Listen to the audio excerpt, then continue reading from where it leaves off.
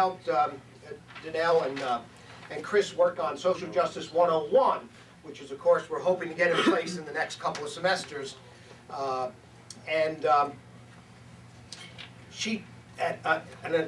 talking about that meeting, she said that she hoped really after she stopped teaching here, which of course she never thought would ever happen, that we would try to have some courses like hers continue on the books. Honors is advertising for a lecturer next year, and the profile includes social justice and civic engagement. So at least in a small way, we hope to continue teaching courses. Nobody's going to teach it like her, obviously, but then we might have some other courses like that as well.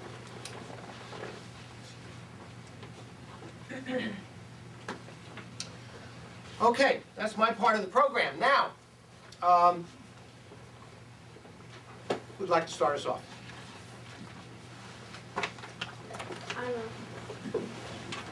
Do you want a microphone? I can do it from back here. Okay, can I Easier. make you talk louder if you don't? What? Never mind, speak. I just wrote down a few things. I counted down the days of my winter break because I was excited about starting this semester. I'm a history major and I have read a lot of books. But for the first time, I was going to take a class where I didn't need a book. I would be able to learn from someone who lived through some of the greatest events in history and still is making her mark in history today. That first day with Anne, I'll never forget. I was so mesmerized by every word that came out of her mouth that I unfortunately did not write everything down. I felt like I was sitting, listening to my grandmother tell me her life story. In the few weeks that I was able to have Anne as a professor, I was able to learn a lot about my life, about myself. That's what her class was all about, learning about who you are, no matter where you come from, who you are, or most of all, what color you are, that you can make a difference in this world. That's what Anne's gift was to everyone who came into her life. As students and friends of Anne, and even as people who might just know her from passing or her writings, we all must continue her fight for peace. It is her legacy and our duty. Thank you. Well, normally we would clap, but thank you. I guess. Please, someone else. I'll go. Go ahead. I'm Terry Lewis, and I don't have anything formally prepared, but I was fortunate enough to have Anne last spring. So we just, it was a wonderful class. I was actually first introduced to her back when I first started college many years ago. And I was in one of Dr. Elliott's classes, and he brought her in to speak. And I'm sorry I was late. I was in another building. But I heard you say something about she stayed in a hotel downtown. And that was very common. She did. And she had a taxi driver friend. I don't know if he's here today or not. But because she didn't like to drive in this area, you know, she was scared of all the traffic, I guess. She would, many times, she'd had her taxi driver friend pick her up at the hotel, brought her up here. Then when class got out, about 5 o'clock, he'd be waiting for her to take her back to the hotel. But anyway, she just really inspired me. I just learned so much from her, and like I said, I was first introduced to her years ago, or, you know, yes, and then I read her book, and then I read her other book when it came out, and I wrote a couple of papers on her, and she just everything inspired me. And then when I found out she was actually teaching here, I said, I have got to take her. So I was very fortunate. I got to take her class, and I learned a lot, and she was just very inspiring. So I'll greatly miss her. Thank you. Thank you. I'll say something. I have to come up to the front because I'm a public speaking teacher. And, oh, I don't need the microphone. I'm a public speaking teacher. Sorry. Exactly. I grade people on it. My name is Dale, and I was actually fortunate enough to be in one of the very first classes that Ann taught here at NKU. We were trying to decide if it was the first or second year, but we can't remember back that far.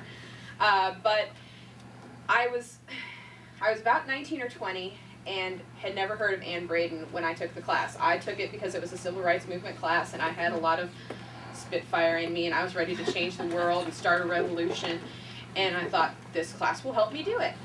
And when I first sat down and we got the syllabus, I thought, this is going to be a lot of work. And it was a lot of work, and it was great work, and it was only when I was doing my book report for the class and I was reading the secret FBI files on Martin Luther King Jr. and Ann Braden was in the book. They talked about her in the book, and I said, my teacher is in the book. And that's when it kind of hit home for me that I had a legend in this room with me, hunched over. I think it was like grandma, gonna make you cookies or something, and she's like, yeah, well, they bombed the house. And, we were gonna go to jail. And I'm like, you're blowing my mind. So I just feel so blessed by the opportunity to have been in her class. I feel blessed by the honors program to have enabled me to have such an outstanding experience. When I went to grad school, I took a class of rhetoric and social movements. And we were talking about the civil rights movement, and I said, oh, Ann Braden, she was my teacher. So, now that I teach at NKU, I feel so blessed that I came so close to being her colleague. I really am blessed with that, so thank you. Dale. Yes, thank you. I'll go. I think one of the most important things about Ann Braden and her class was that so oftentimes we meet people, and as students, we have all this passion and fire, and I want to change something, and I feel like oftentimes that is subdued.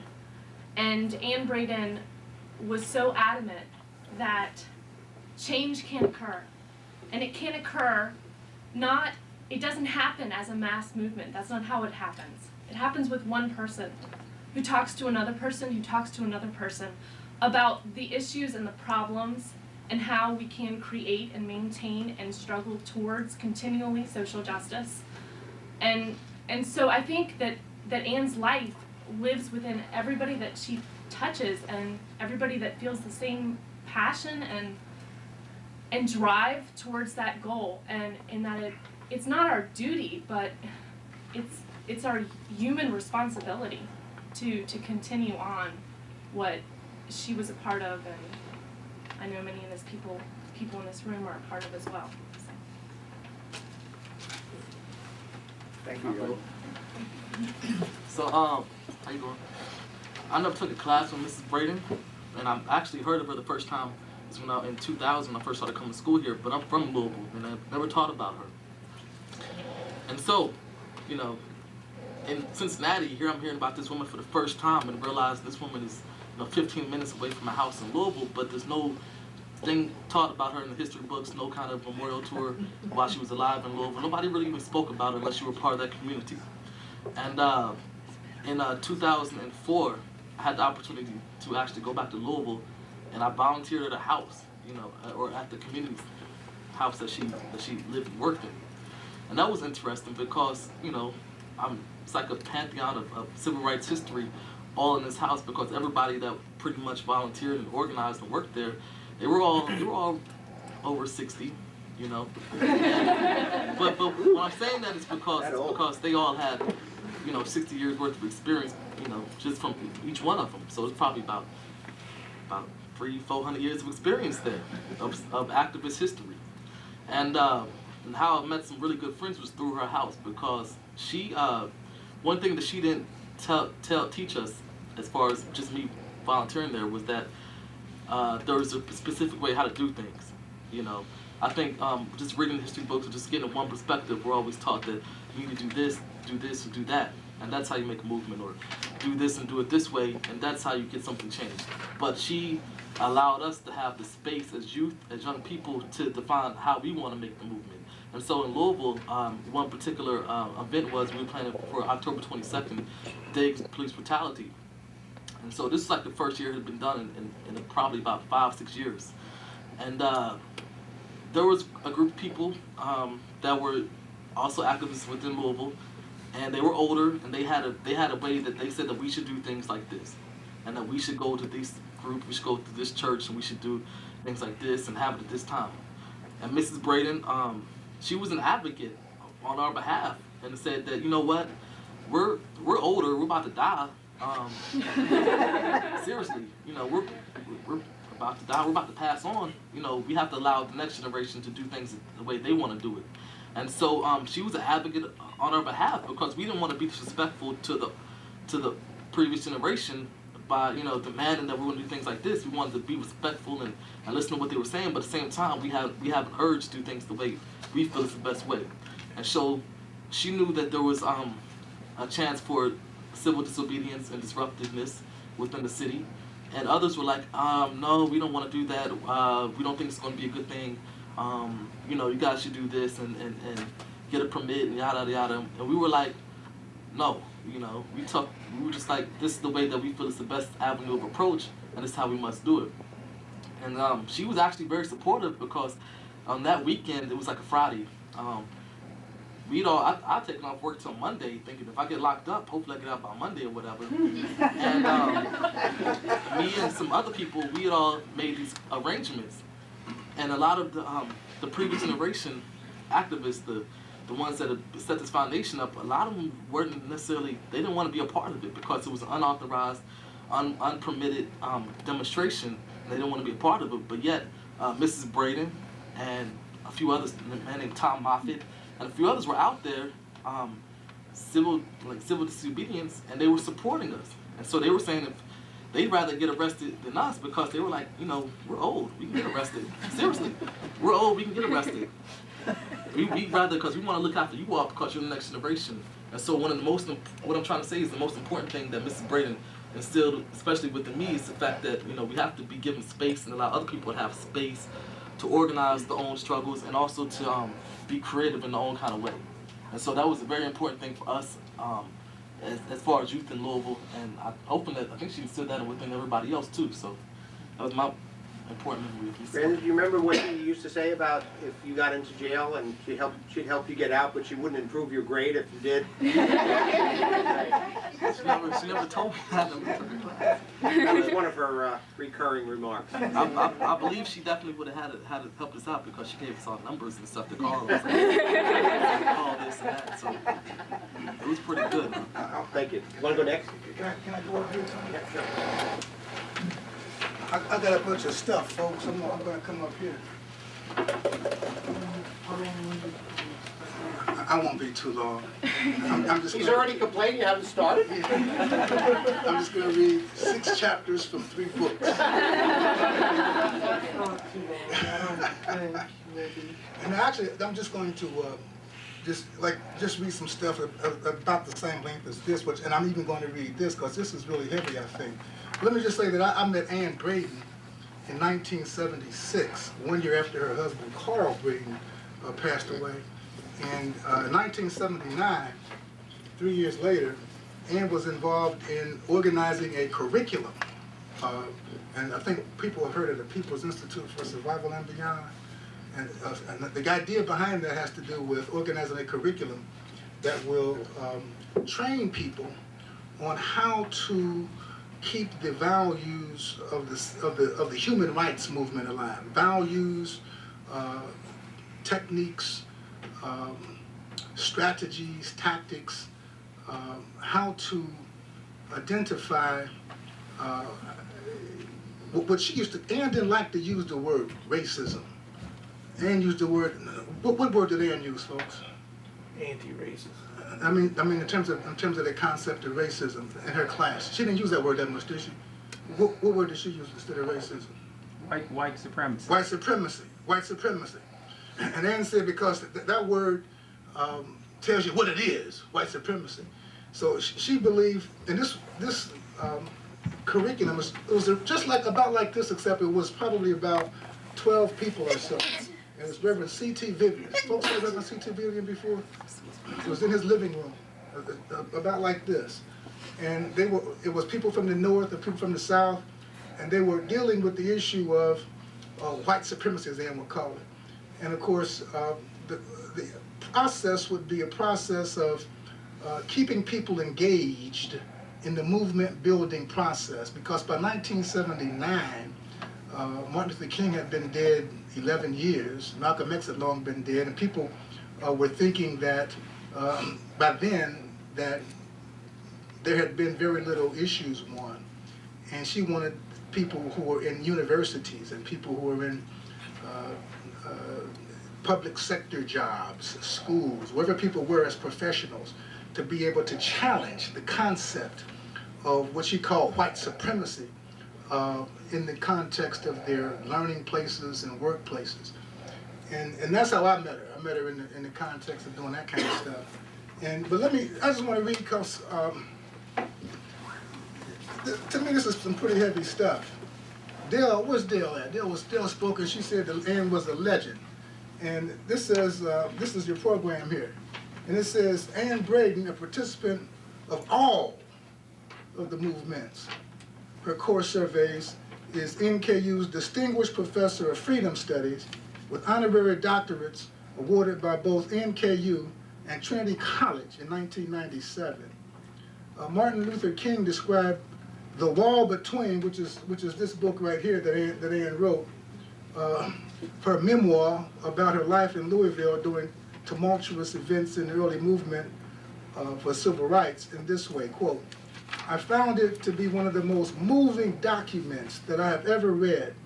I feel that it will live to become a classic on the Southern situation, end of quote. She helped found the Southern Conference Education Fund and was a finalist for a National Book Award. She is the subject of Subversive Southerner, University of Tennessee Press, a biographical study by Kate Fossil.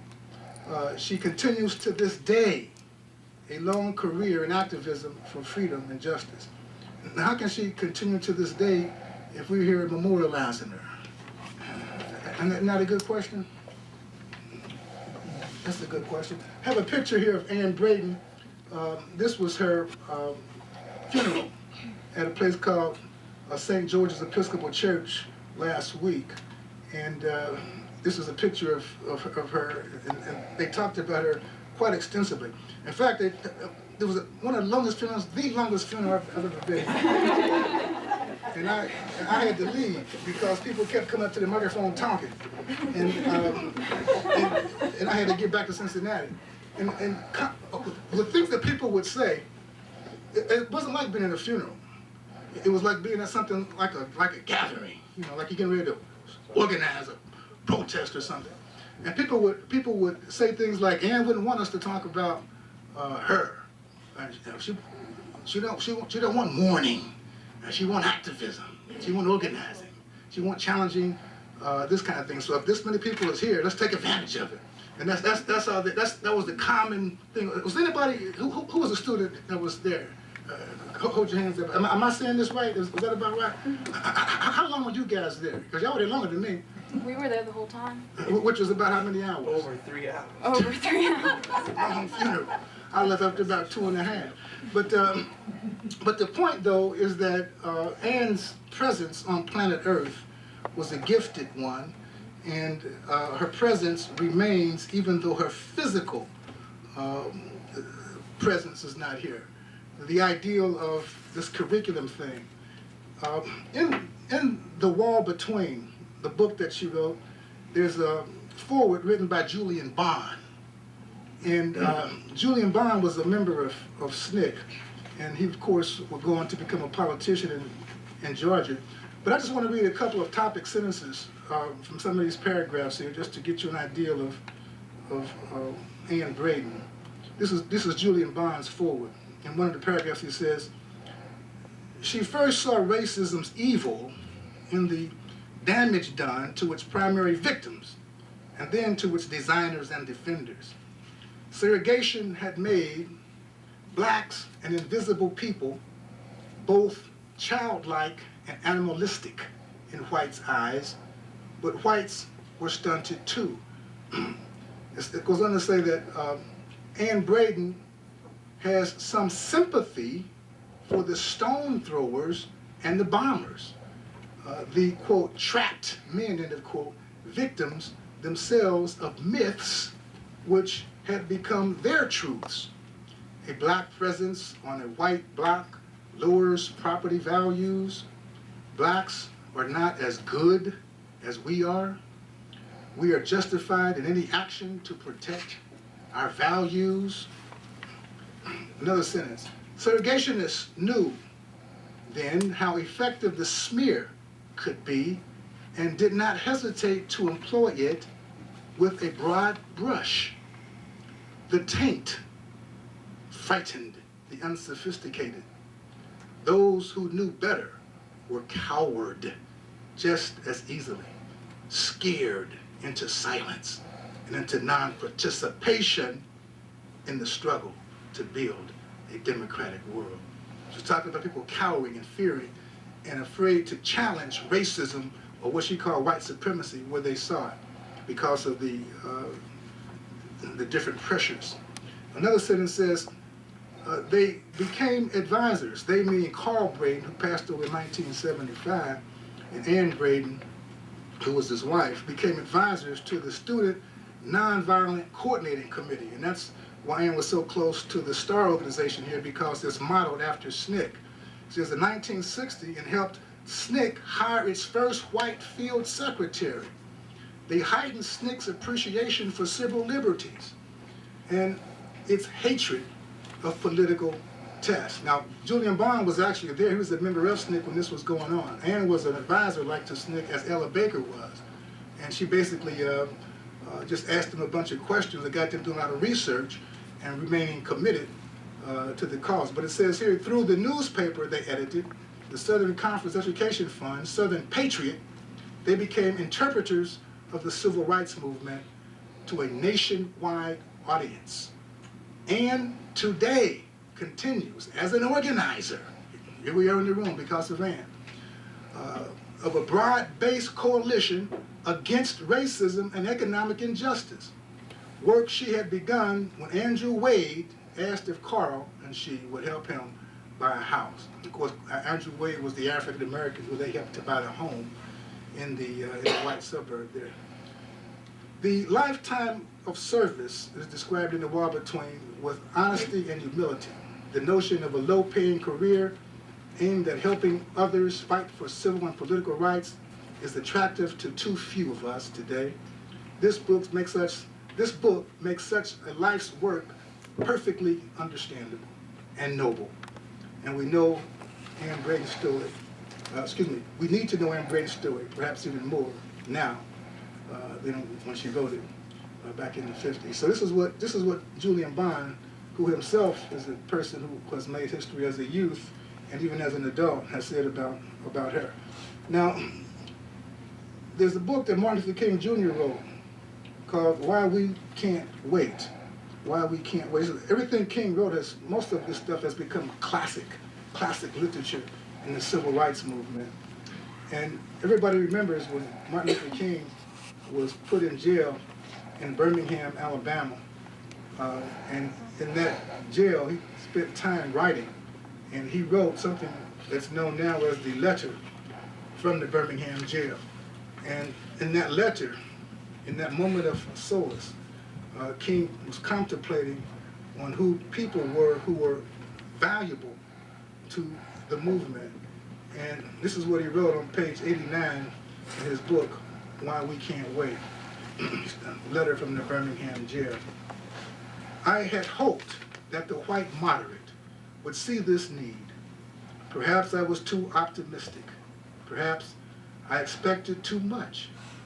I suppose I should have realized that few members of the oppressor race can understand the deep groans and passionate yearnings of the oppressed race.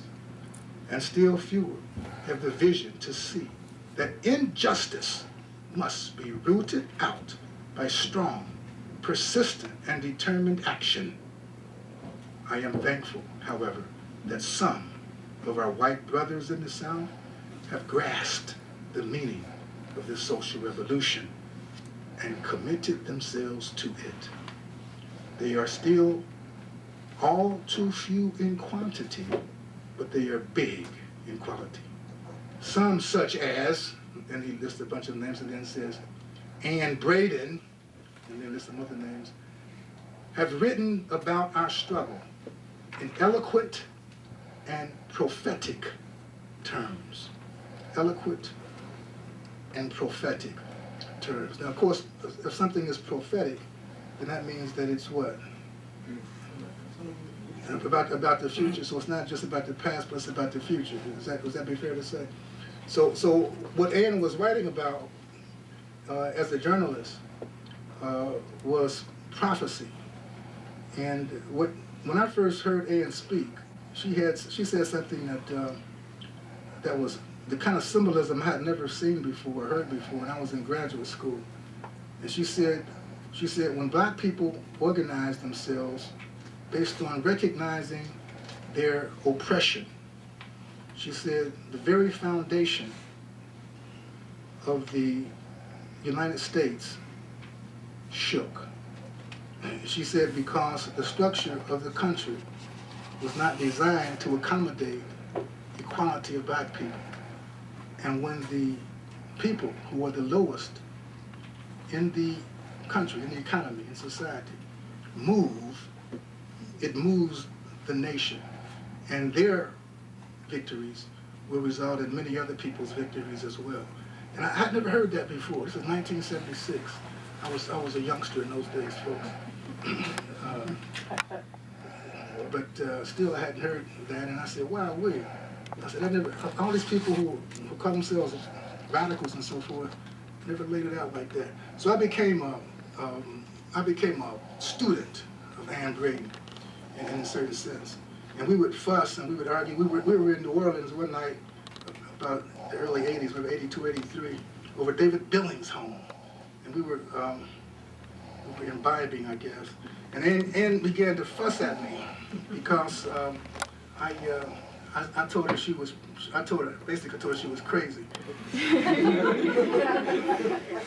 and she tried to prove to me that she was normal. I said, hey, normal people don't sell their houses to black people. What's wrong with you? So we fussed till about 2 or 3 o'clock in the morning.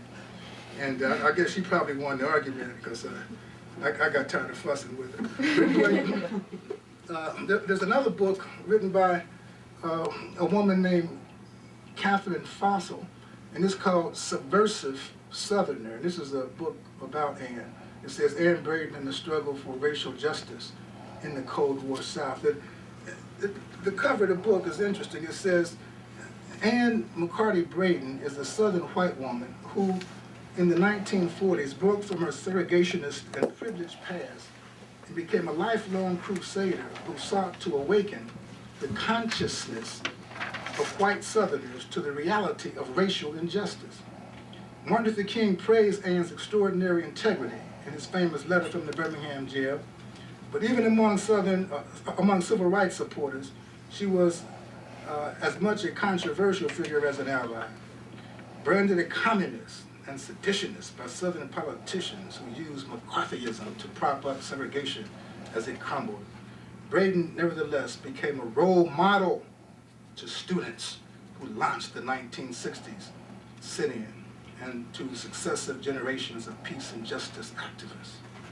In this compelling oral history-based biography, Catherine Fossil demonstrates how racism, sexism, and anti-communism intersected in the 20th century South. Braden's story connects Southern reform drives in the 30s and 40s to the mass civil rights movement of the 60s and to the continuation of racial justice campaigns today. And that's what her class is about, I think, is connecting all those movements.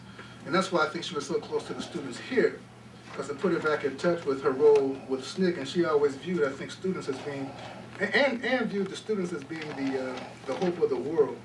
She was always taken aback when she would meet young people and say, I thought all young people believed in change, but she thought that because people were like Slick when she was growing up, that most people were like that. So she was really happy to meet the people in STAR, and she was the mentor to many of those people, and she really believed that you should challenge racism in a very effective manner, and you shouldn't cower away from it, no matter what it was, because it's a structure. She called it white supremacy a structural phenomenon, but that the structure is held together by individuals who have a self-interest in keeping it together.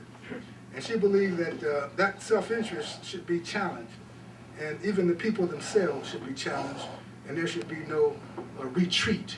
And that's why I say that Ann Braden is here today. Will always be where people are challenging injustice. And that's all I have to say, folks.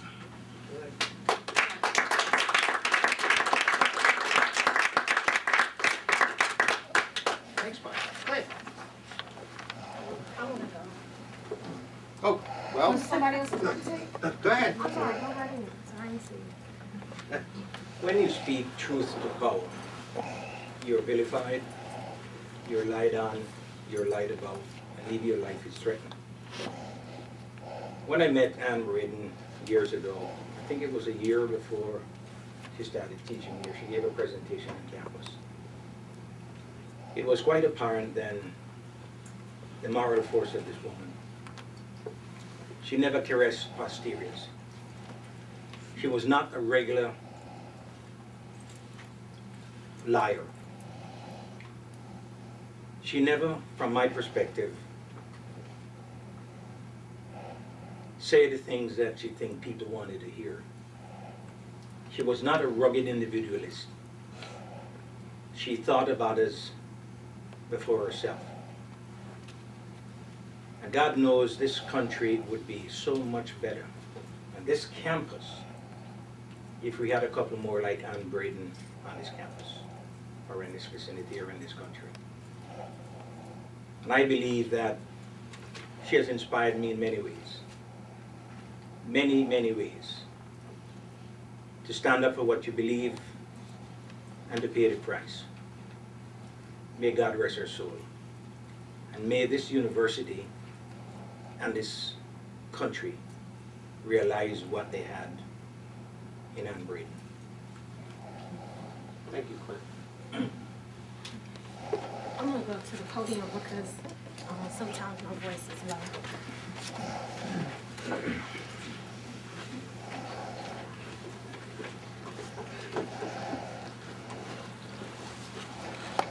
First of all, I just want to say, don't mourn. Like she said, organize, organize, organize. I mean, that's the main thing I learned from her, and I will continue to learn it from her, until I die, and I teach my children that as well. But in her memory, I'm honored to have taken a class with her last spring in 2005.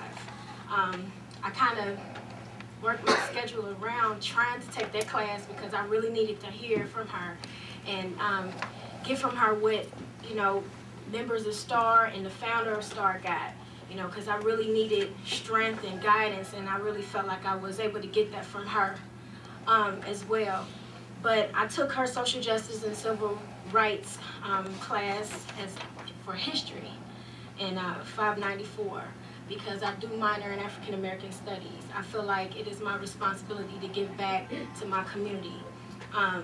But especially I was really concerned, and many other students were concerned on campus at this time, and supporting faculty as well as supporting staff were concerned as well with Northern Kentucky's racial campus climate. And Ms. Braden was not just a professor of freedom studies, she was a freedom fighter. And she was that until, the funeral we attended, it was still living on in there. And I just think she's a freedom fighter until there is no end.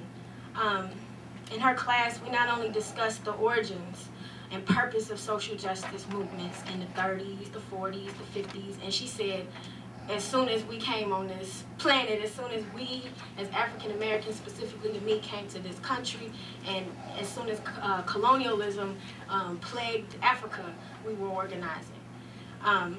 but the meaning of these movements for today and the challenges that we face in the struggle of the future.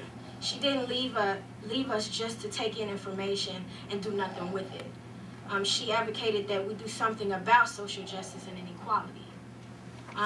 We learned about SNCC, the Student Nonviolent Coordinating Committee, and her links to that and her support of that organization and the need for that to continue even today on campuses, not even just in colleges, but also in high schools and elementary schools, wherever the youth are.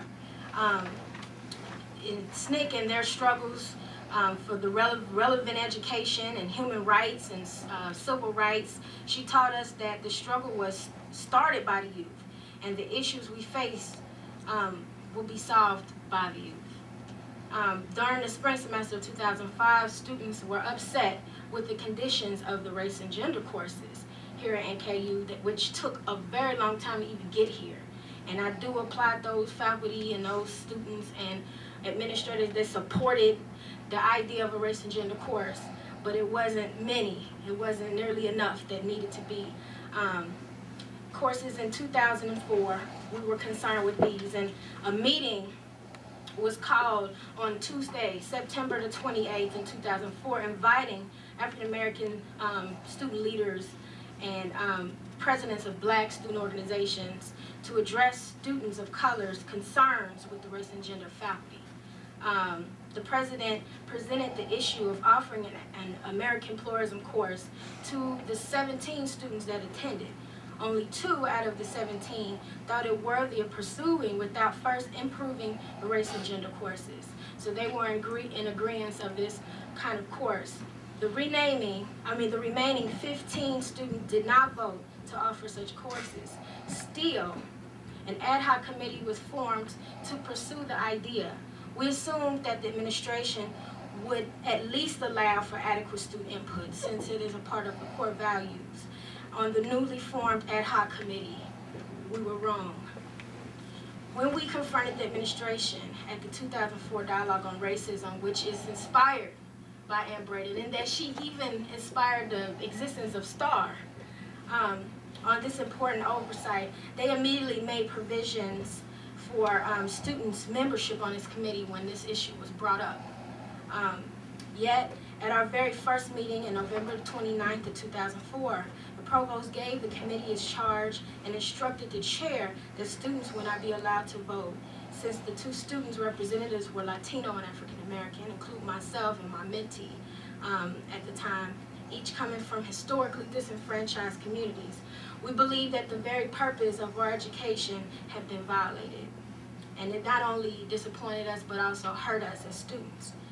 We could certainly not take back to our communities that experience, in a positive way anyway, of feeling educationally empowered when the very meaning of American pluralism, in our opinion, at NKU, was to disfranchise us.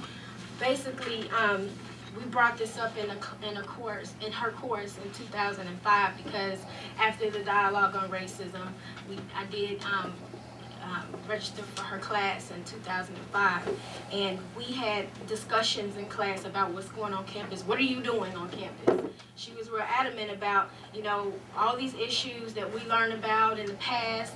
They reflect on sometimes they still exist today, and what are you doing about them? So during the spring semester, Braden allowed our class to have a discussion about the importance of race and gender courses and students' right to vote on curriculum issues on sub or ad hoc committees. She asked us to evaluate the university's policies and those core values, and she gave extra credit to people to not only attend the workshop, the Undoing Racism workshop in 2005, but also to attend an American Pluralism Committee, and 2 students out of the class of like 15 did attend that meeting. And in that meeting, pretty much, we were also told that, as far as evaluating university policies, that faculty, in the faculty handbook, we weren't able to vote. It made it clear that students couldn't vote on these types of committees. And it was proven to be false at this meeting, and students were voicing their opinions, and even the ones that weren't originally part of this committee, they were concerned with this idea. And we were told that no university in the country permits students to vote on such committees.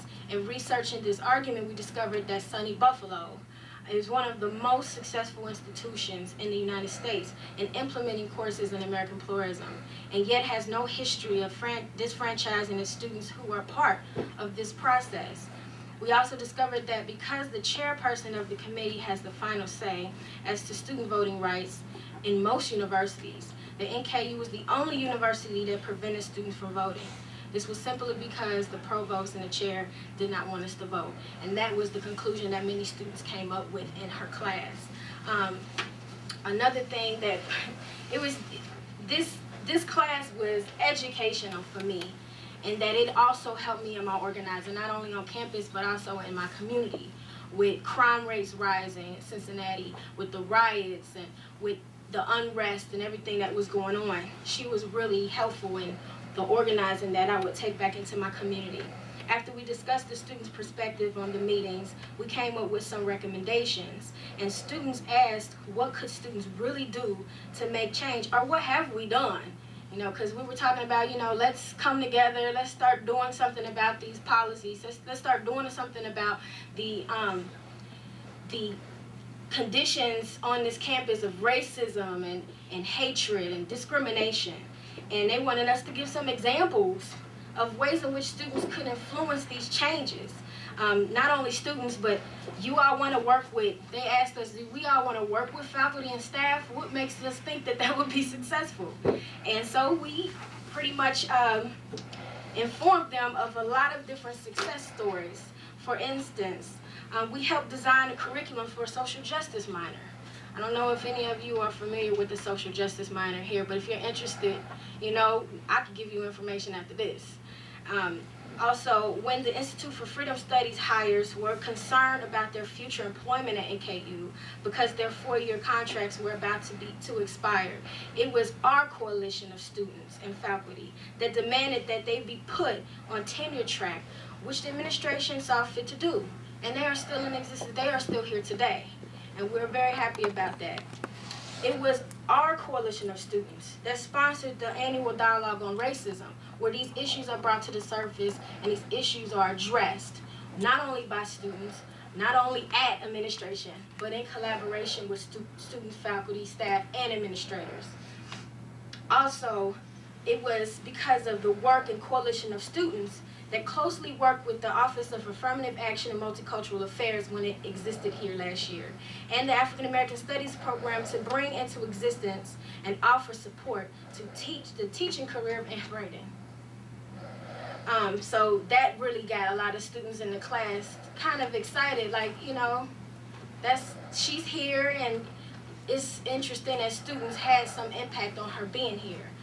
And also, it is in this tradition that we demand that the process of instituting American pluralism courses on our campus is done fairly. Not that we're resistant to the idea, but that it is done fairly and consistent with the core values and strategic priorities of NKU, as well as in support of race and gender courses that exist. None of the students that met with the president of the university were concerned with the curriculum of these race and gender courses. They were concerned with the inability of faculty to be able to prepare or to have an environment where students could learn in it comfortably, but also uncomfortably addressing these issues. But that, you know, students wouldn't feel like picked out or, you know, like a target in the class, and that, you know, everybody worked on these issues and were engaged in the community. And I really do appreciate her for that. Just lastly, after we discussed these perspectives of the meetings that some of the students attended, we came up with some recommendations, and I will name those recommendations when I finish. But she did applaud our efforts and informed us that we should never give up the fight. And I won't. And neither will any of the students in this room that I've been working with, and the students in this room that I hope to work with before I leave this university. The people that know her best made sure to encourage those.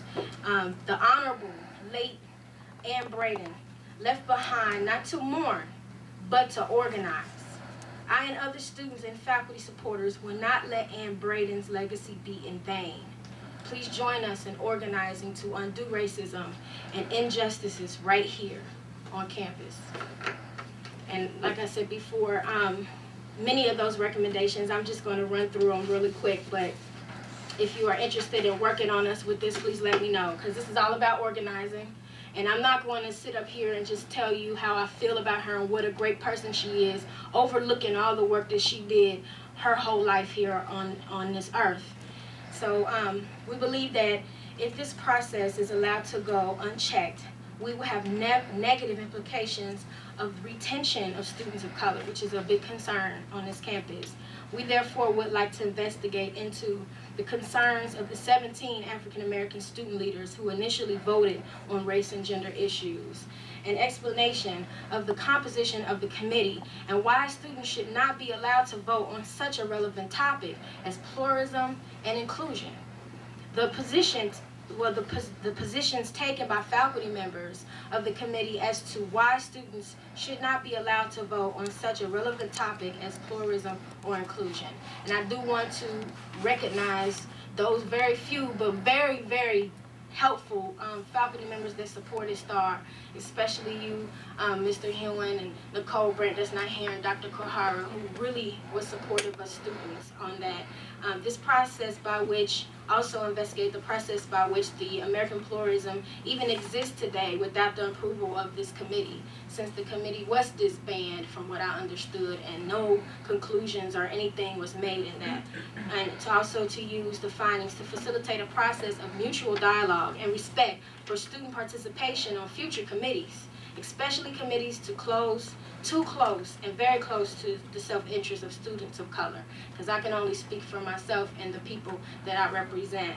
We recommend that the provost provide initiatives, incentives, and rewards for faculty to be more learner-centered, since that is a university core value. I thank you all for listening to what I had to say, and I hope that you all would do exactly what Ann Braden hoped us to do, and that is organize. Thank you.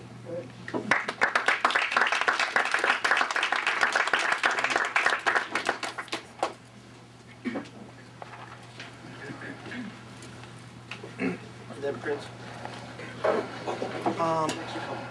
Well, I was in Ann Braden's current class, and I feel like her example as a organizer, but more as a white person that saw injustice in the world and didn't sit by and not do anything about it, not say anything about it.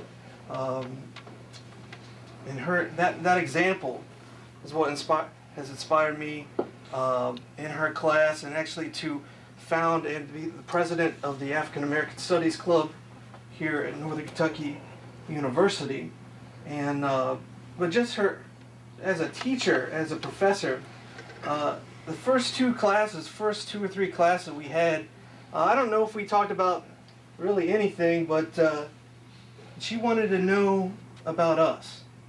She cared about us, where we were coming from, what she thought that we could do, what she believed in the students here, what they could do.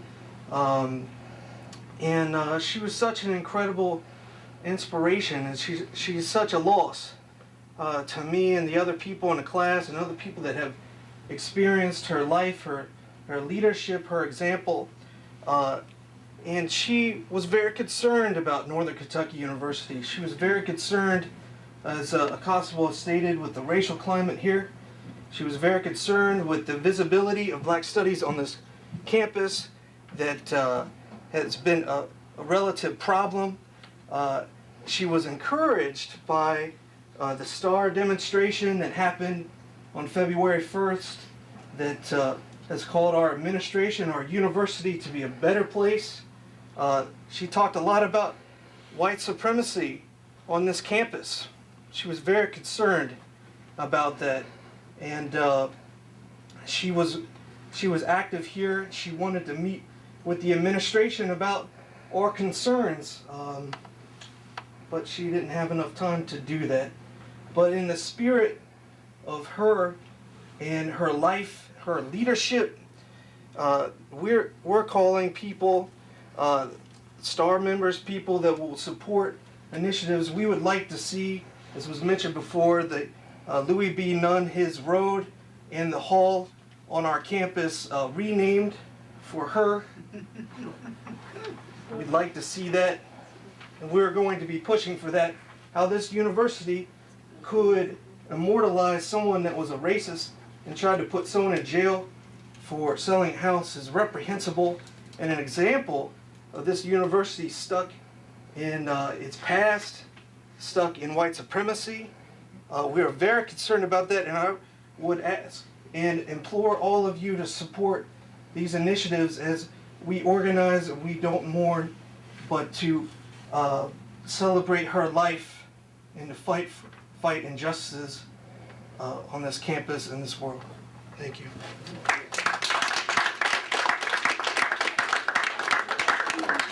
I'd also like to salute Ann Braden and say a few words about her.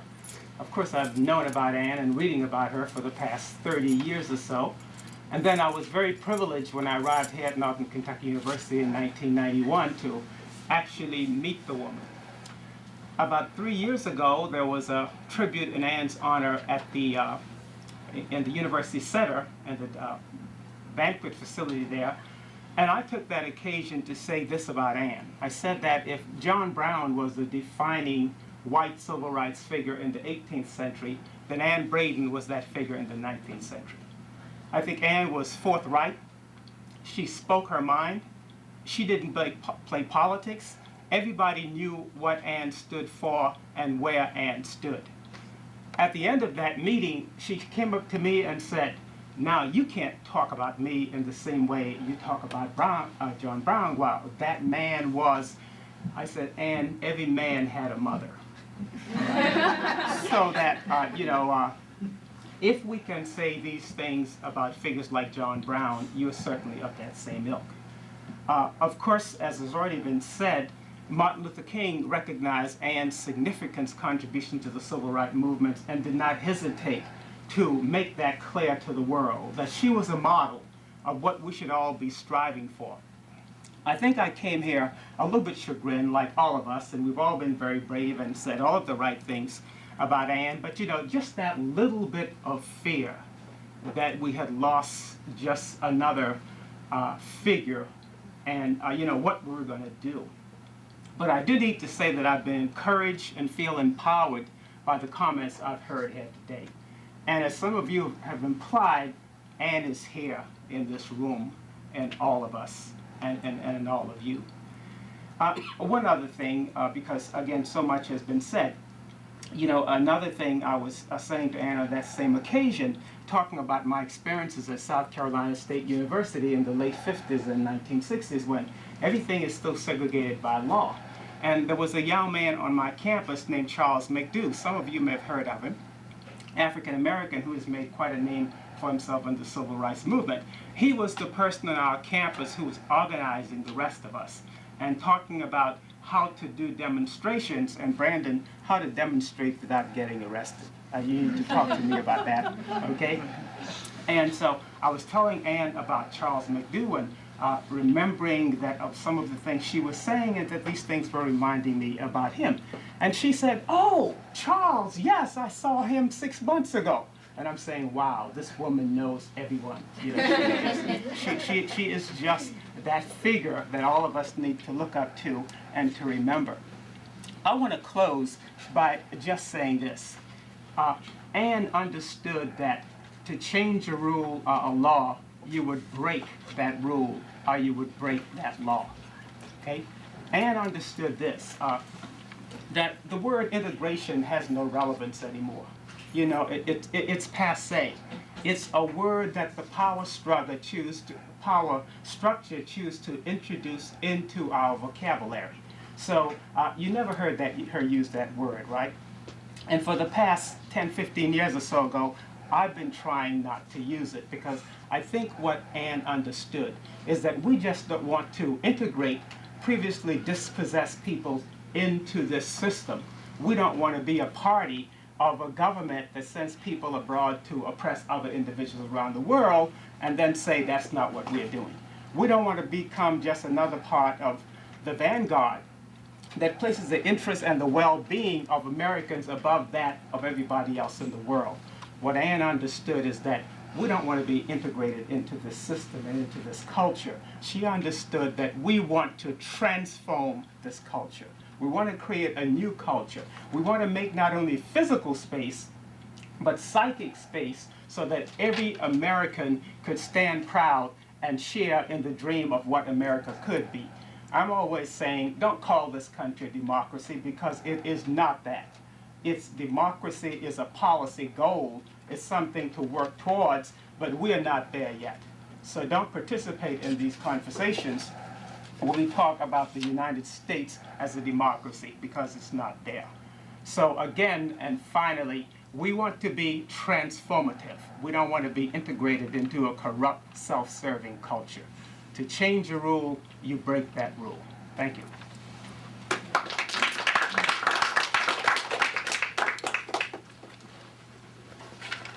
Please, Braden.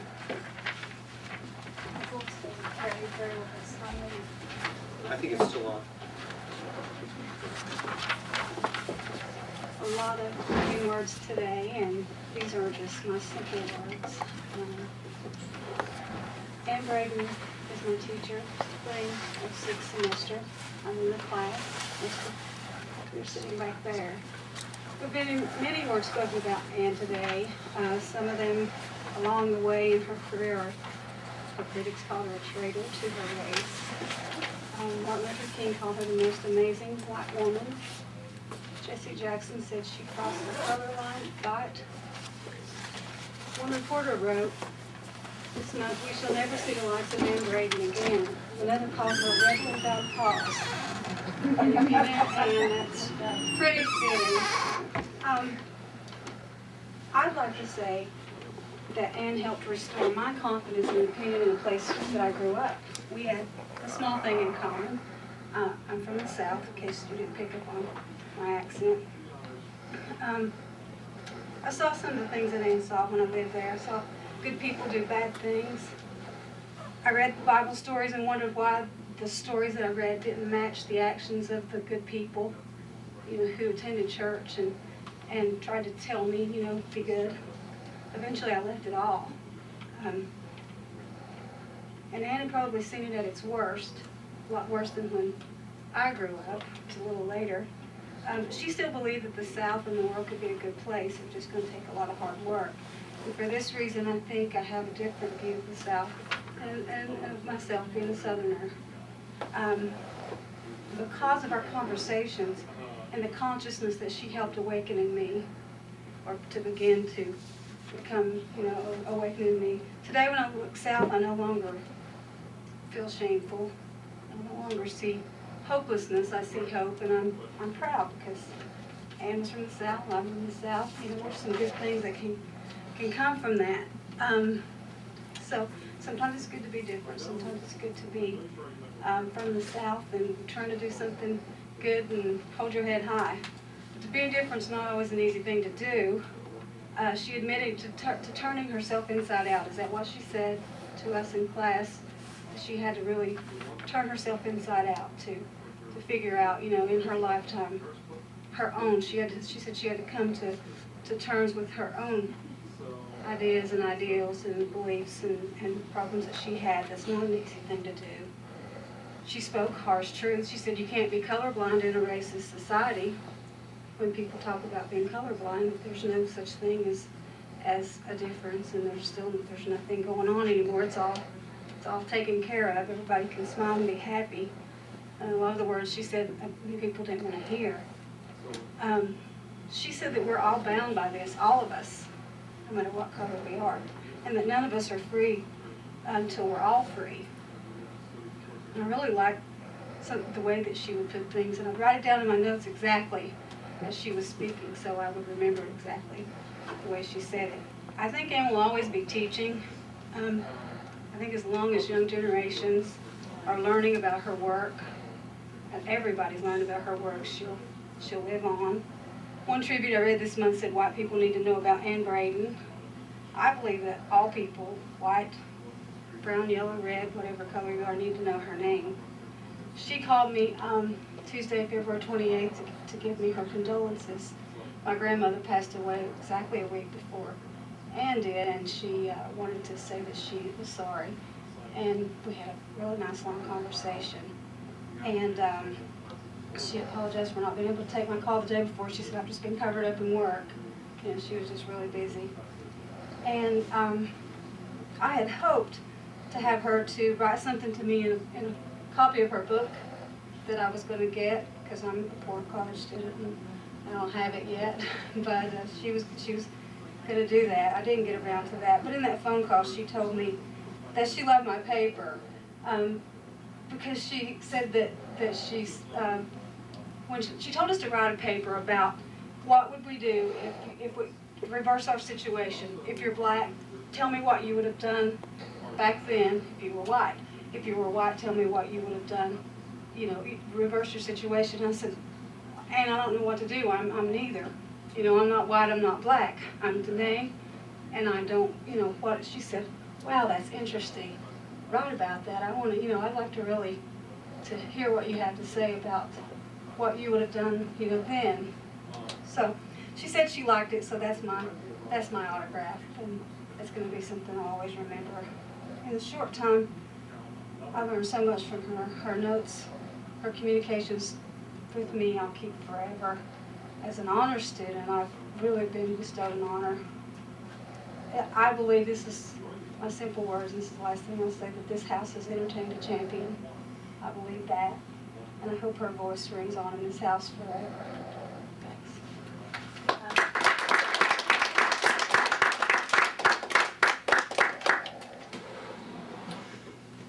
Anyone else? 2 days before Ann died, she had a conversation with Belle and said that she was having a crisis and couldn't come that Wednesday, you remember. And Belle and I talked about this, and we dismissed the idea that she was not feeling well. It doesn't even occur to us. She was always so busy, and she never thought about herself. And one of the things I'll always remember about her, I know she's a legend, and she's inspired a lot of people to do great things, and her effect is going to be. I can't. But she cared about people, one individual at a time. It started out in the wall between. She cared about Andrew Wade and his wife, and why couldn't they have the house they wanted? And that's all she did. She said, I just wanted to buy my friends a house. And really, even that's how she was always. That's how she was with all her students. I talked to her usually at least once a week, and she knew everybody's story. She remembered everybody's name, and she cared about everybody as an individual. And I think she's inspiring because we can all make a difference one person at a time. We don't all have to be big organizers, although it's good that there are some of you here like that. But we can all carry on Ann's legacy by just caring about everybody, just one person at a time. We assumed when she said she was having a crisis that it was a political crisis, because that's the only crisis that Ann. And honestly, we don't know what she meant. And she's not likely to be the kind of person who would use the word crisis for a personal or health crisis. So we assumed it was some kind of crisis, and that she would obviously be here the following week. Anyone else? Well, I remember being here the day that Dr. Washington was speaking, and we were discussing the very beginnings of colonial times, and you know how racism and discrimination and subversion started, and how blacks came to be second class. And the hard fact of this country is, this country, as much as it may say, that all people are created equal, the founding fathers never believed it. this country was never intended for all people to be equal. In the very beginning, the only people that were created equal were white male landowners. You didn't own land, you couldn't vote. One white couldn't vote, or a woman couldn't vote. You didn't have a say in what happened. And of course, back then, much like today, money and power dictates who's in charge, who has the biggest say. It's all about finances, all about who has the biggest voice and who can yell the loudest. And even today, while she had a lot of guts to stand up against it back then and go against 350 years of American history in the 1960s, which has become 400 years just recently. And it's still continuing. Recently in the newspaper, there was a story, I'm sure that many of you can remember, about a white young man who was texting on his cell phone and inadvertently run over a young black boy at about 10 o'clock at night. Didn't even have his headlights on. He got off with a slap on the wrist, basically, which, yeah, that may be justice. He didn't do it on purpose and stuff. But then again, you wonder, okay, what if it was a black young man who was driving a car at 10 o'clock at night, wasn't paying attention, hit a young white boy in a white neighborhood? Would he have gotten off as easily? I think we can all agree that there is racism in our justice system, and that, there is still work left to be done on racism, even today, as much as we may think, that all people, we've come a long ways maybe, but there's still a long ways left to go. Thank you.